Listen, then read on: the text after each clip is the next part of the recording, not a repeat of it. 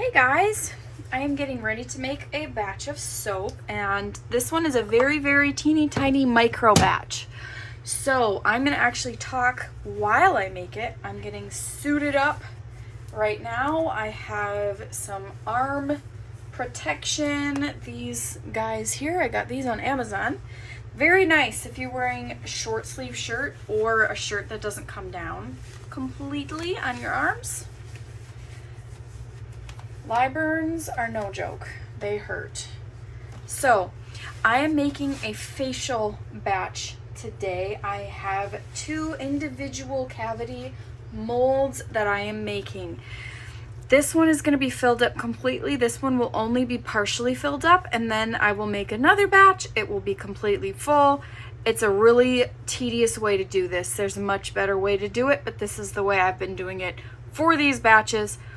I'm ordering some more of these molds, so in the meantime, I'm just making micro batches. Now, I'm going to actually give you the recipe for these facial bars. I have developed and formulated this recipe several years ago, and I love it. My customers love it.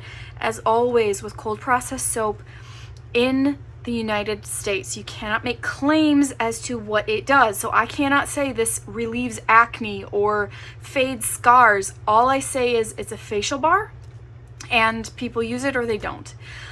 So it has goat milk. I replaced the water in my lye solution 100% for frozen goat milk. I also added honey. So if you are going to make this, it's the equivalent of 1 teaspoon per pound of oil.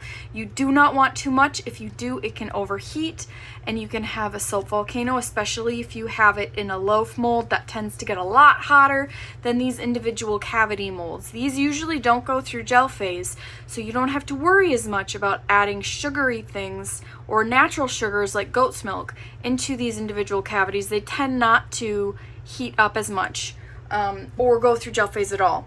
The next thing is French green clay. You can get this. This is from Makesy, but you can also get it at Hobby Lobby. You can get it at a lot of different suppliers or on Amazon. I also have essential oil. Now, this might be something that people freak out about. I add a very low usage. You can go on to EOCalc. I believe it's .com. I'm not sure. Maybe it's .net.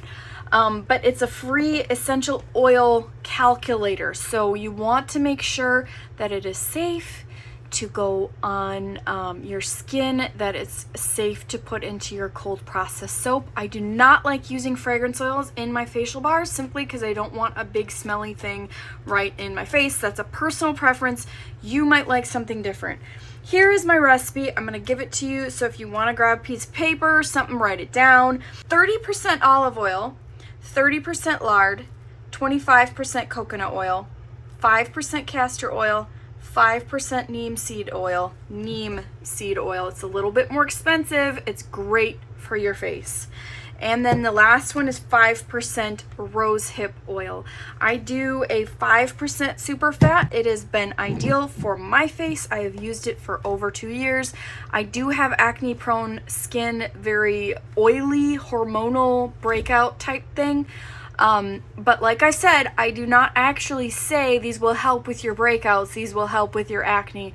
I just say it's a facial bar. All of these ingredients I have researched and am really happy with how they work. So here I have all of my oils melted down. I also have honey powder.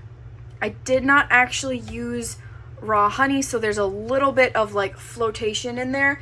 It is just the honey from the honey powder. So here is my lye solution. You can see there are a few little specks in there. That is where the fat from the milk has started to saponify, because cold processed soap is fat plus a base. So anything that has a fat in it is going to start to saponify. And I got all of that out. And also going to add my French green clay. I've been soaking it in my essential oil. This is not going to work as a colorant. If I had added more, it would. But it adds a really nice quality to the soap. I love the feel of French green clay on my face. I've used it in facial masks too, which if you're one that likes to make those, that's a really nice one. So here we go. I'll blend it up. Very tiny batch. Also, I forgot to say this, neem seed oil has an incredibly pungent scent. I hate the smell of neem seed oil. That's partially why I put essential oils in here. I might not if I actually didn't hate the smell of neem seed oil, but I don't want to smell neem seed. I do not want to smell neem seed oil. So that's partially why I put essential oil in here, but also because I like the smell. I've done lavender essential oil. And guys, really, there's no like hard and fast rules as far as like the batch size. I know this sounds insane and it looks insane because it's so teeny tiny. Like, I could be so much more efficient if I made a bigger batch. Yes, you could. But there are no rules. If you want to test a recipe, let's say you are in the stage where you are formulating recipes and you don't want 10 bars of this test batch because you don't even know if you like it. Make a 2-ounce batch. Make an 8-ounce batch. Make a smaller batch. You can do that. You're allowed to do that. It's okay. Like, you don't have to make it in a great big batch. And I know sometimes we say to ourselves, well, if I'm gonna go through, you know, the trouble of making it and all that work, then I might as well make a bigger batch. Well, no. Why do you want to be stuck with 10 bars that you don't like? You know, it's really okay. It's okay.